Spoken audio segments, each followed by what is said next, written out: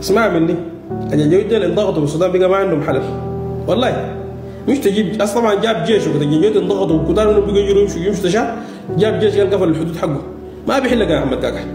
الامارات مشروع في السودان اللي ما قدرت تنفذه ده، فشلت فوقه ده، حتنفذه فوق انت في دشا. كلامي ده خطوا للتاريخ يا احمد كاكا.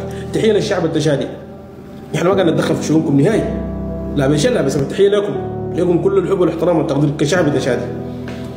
لكن يا احمد كاكا الواقف ضد اراده شعبك وضدنا نحن في السودان، ودعمت المرتزقه غدر عن طريق الامارات. الامارات دي نفسها مش فشلت في السودان، حتدعم المرتزقه ضدك انت، حيودوك للحقوق المزهره. الكلام ده خطوا ليكم للتاريخ. دولة الشتات ده ما قدروا يعملوها في السودان، حيعملوها فيك انت، حيطبقوها فيك انت بالناس المقربين لك، بالجنجويد ده يرجعوهم يدعموهم ثاني من جديد عشان يقوموا عليك، بيدوروا لك هناك يوم ما وبيشيلوك انت ده ما ودوك الاخر. حتتبلى لانك دفعوا لك وعملوا لك وفشلت. فشلك ده ما حيخلوك داير يبلوا في السودان. ما قنعوا الامارات عرفت انه والله يا اخي الشغله دي في السودان ما بتبقى.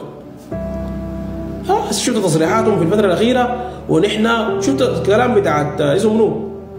مستشار رئيس الامارات اسمه منو؟ دقاش ولا دنقاش ولا اسمه منو؟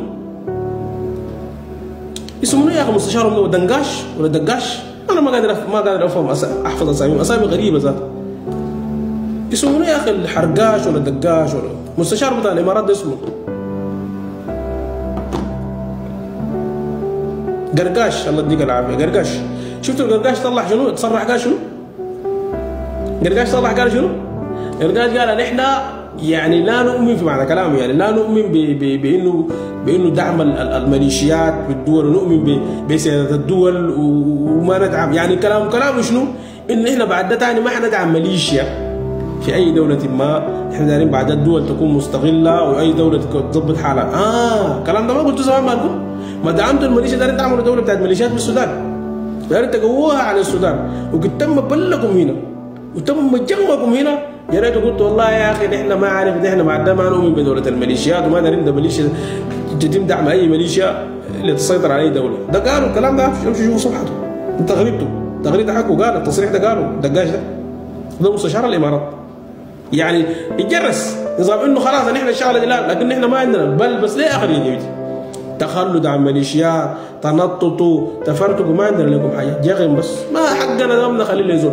واي جنجويدي في السودان ده والله حقنا ده نخليك لو شفته بعد 200 سنه، شفت اللي جيناك بعد السودان ده حقنا. انا قبل كده قلت ولسه مصر على كلامي، انا فيما يخص المكون القبلي حقي انا، اي زول من المكونين القبلي ده لقيته في الجنجويد قائد جنجويدي راكب كروزر فلانجاي شفشافياته، ده ابدو بيقول اول حاجه، بيقول لهم اول حاجه لانه دي عايزين نحن زادنا في المقام الاول قبل ما يزول الاخرين.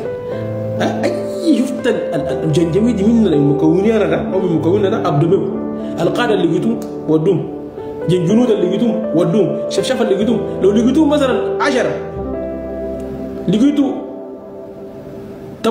8 من مكونات ثانيه واثنين مننا فيكم، لو دارت فيكم 8 خليهم شوف الاثنين من المكونين ده ودوهم، ديل انتهوا منه، ديل خليهم فيكم خليهم شوف. لو عندك خيار انك دارت فيك حقنا ده، اسمع كلامي، حقنا ده للجيش للمشترك ده حقنا ده اول حاجه ابدأ. لو اثنين بس ودوهم والثمانيه كذلك تفكوا الباقي خلي فيكم ده خليهم شوف.